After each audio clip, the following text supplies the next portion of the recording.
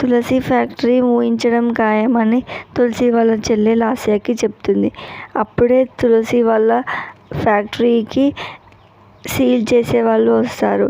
అప్పుడే అక్కడున్న వర్కర్స్తో మీ factory government స్థలంలో ఉంది, అక్రమంగా ఆక్రమం చేశారు అని తను అంటాడు.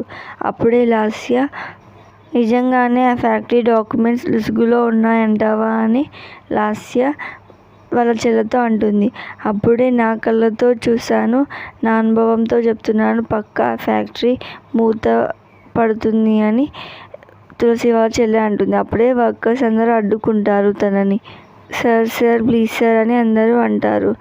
మీరు తప్పుకోండి అని అంటాడు ఆఫీసర్. అప్పుడే తులసి టెన్షన్ పడుతూ ఉంటుంది. ఆ ఫ్యాక్టరీ సీల్ చేస్తారు. తర్వాత ఏం జరుగుతుందో నెక్స్ట్ ఎపిసోడ్లో చూద్దాం. Thanks for watching this video.